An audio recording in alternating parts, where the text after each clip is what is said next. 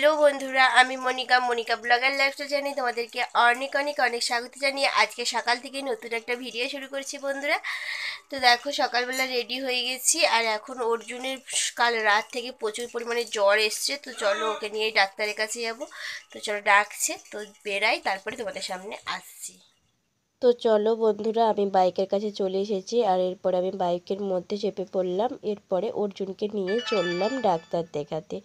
তো ছেলেটা প্রচুরই রাত্রেবেলা জ্বর এসেছিলো, মানে ভীষণই কষ্ট হয়েছে।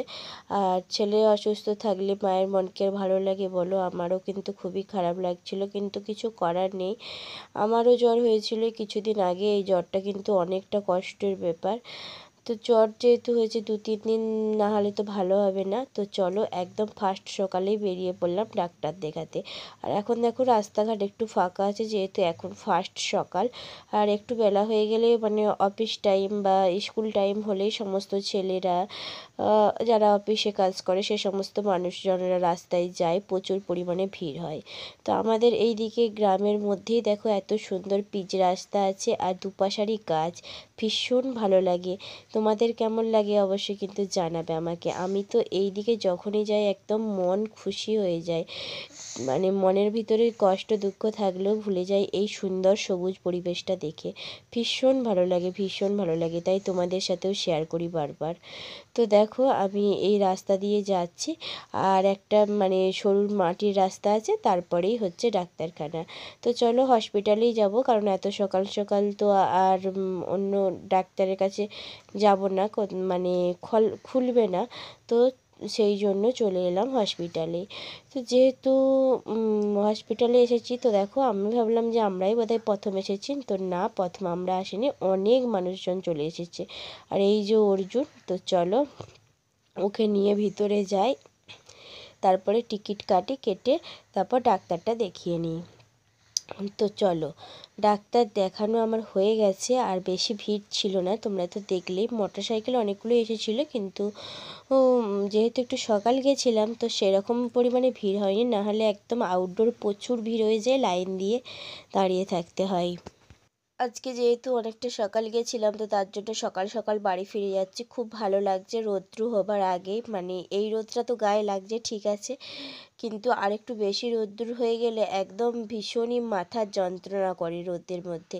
আর দেখো এই সরু রাস্তাটা তোমাদেরকে তখন দেখায়নি, তো তার জন্য এখন তোমাদেরকে দেখাচ্ছি।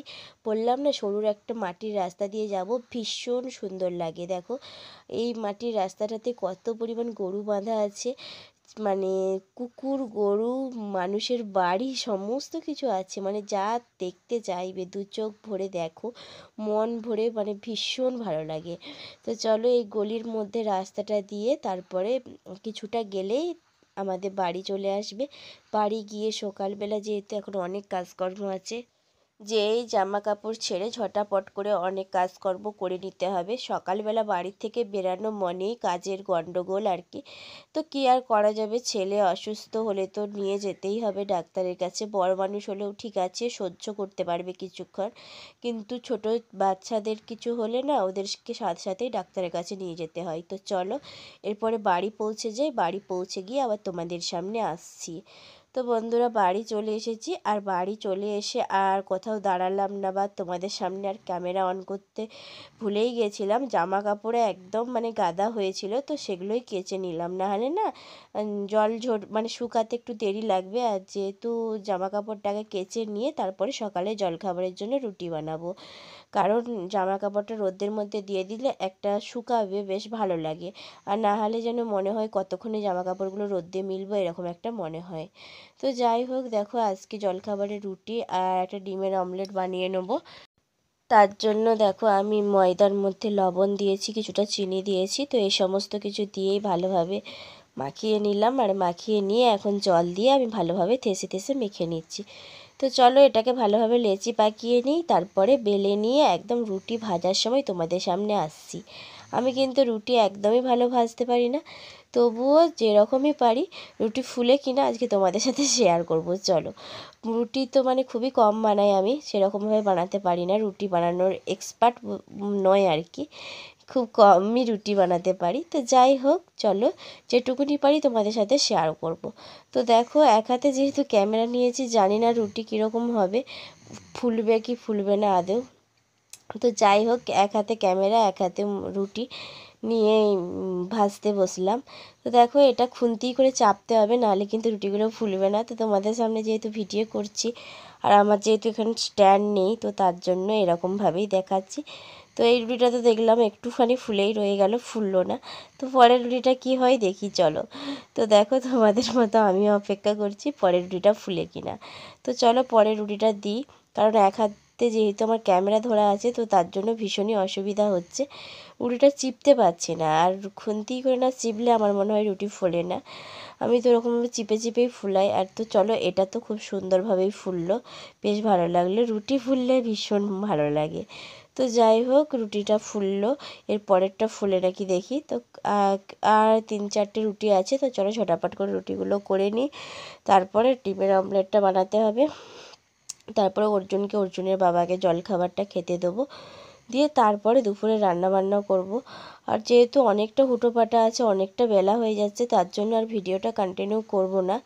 আমি এই রুটিগুলো করে ডিমের অমলেট করে জল খাওয়ার পর্যন্তই ভিডিওটা করে তোমাদের সামনে শেষ করে দেবো।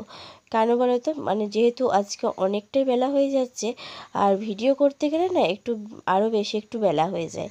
তো যেহেতু অর্জুনের জ্বর, তো ওকে সকাল করে স্নান খাওয়া দাওয়া করাতে হবে। তো তার জন্য আর ভিডিওর পেছনে মানে টাইম দিলে হবে না। এরপরে ওকেও একটু সেবা শুশ্রূষা করতে হবে, কারণ ওকে টাইম টাইম খাইয়ে ওষুধগুলো না খাওয়ালে না ঠিকঠাক মতো কাজ হবে না। তো সেই জন্য আমি রুটিটা বানিয়ে আগে রুটিটাকে খাইয়ে দিয়ে ওষুধ খাইয়ে দেবো 3বার করে, যেহেতু ওষুধ আছে। তো একবার জলখাবার খাইয়ে খাওয়াবো, তারপর ভাত খাইয়ে একবার খাওয়াবো, আর রাত্রিবেলা একবার খাওয়াবো। তাহলেই আপাতত মানে 3বার ওষুধ খাওয়ানো হয়ে যাবে। আর ওষুধটা যদি না মানে পড়ে পেটে, তাহলে আর কীভাবে কাজটা হবে, তাই তো। তো তার জন্য ওকে ঠিক মতো টাইম টাইম খাবার জল খাইয়ে ওষুধটা খাইয়ে দিতে হবে। আর ওর জ্বর হলে না একদম মানে কী বলবো, জ্বর হলে খুবই মানে দুর্বল হয়ে যায়। শুধু ওর না, সমস্ত বাচ্চারাই হয়। তো তার জন্য একটু খিনখিনও করে, একটু ক্যান ক্যান ক্যান ক্যান করে আর কি, মানে যা কিছু বলি তাতেই যেন একটু কান্নাকাটি করে, এটা ওটা বলে আর কি, বায়না করে, ঝক করে, এরকম একটা ব্যাপার। তো দেখো, ডিমের অমলেটটা আমি বানিয়ে নিচ্ছি। তো চলো, এটা ডিমের অমলেট না, পেঁয়াজ দিয়ে ভুজিয়ার মতো বানাচ্ছি। একটু লঙ্কার গুঁড়ো দিয়েছি আর একটু লবণ দিয়েছি। তো এগুলো দিয়ে এবারে ঝুরঝুরে করে ভেজে নেবো। অমলেটের থেকেও না এরকমভাবে ভাজলে বেশ ভালো খেতে লাগে। তো চলো ভেজে ওদেরকে খেতে দিয়ে দিই, তারপর ভিডিওটা শেষ করি। তো বন্ধুরা, আজকে অর্জুনের তো খুব শরীর খারাপ, জ্বর হয়েছে। তো এখনো জ্বর, গায়ে ওষুধ খাওয়ালাম, আর ডাক্তার তো দেখিয়ে নিয়ে এলাম, তোমরা তো দেখলেই। তো আমার আজকের দিনটা এইভাবেই কাটলো। ভালো লাগছে না, মানে ছেলে মেয়ে শরীর খারাপ হলে সত্যি ভালো লাগে না। তো দিনটা যেন কীরকম একটা অগোছালো কাটছে, একদমই ভালো লাগছে না। তো এরকমভাবেই কাটলো। তো সেরকমভাবে ভিডিও করতে পারিনি, ফোনের জায়গাও নেই, পুরো ভর্তি হয়ে গেছে। আগের ভিডিওগুলো সমস্তটা ডিলিট করে আবার ভিডিও বানাতে হবে। তো আজকের ভিডিওটা এই পর্যন্তই। কেমন লাগলো অবশ্যই কমেন্ট বক্সে কমেন্ট করে জানাবে। আর ভিডিওটি যদি তোমাদের ভালো লেগে থাকে, অবশ্যই লাইক কমেন্ট শেয়ার আর সাবস্ক্রাইব করতে একদমই ভুলো না। দেখা হবে আবার কালকে নতুন একটা ভিডিওর সাথে। ততক্ষণের জন্য সবাই সুস্থ থাকবে, ভালো থাকবে। সবাইকে টাটা বাই বাই করে দাও অর্জুন। টাটা। তো চলো।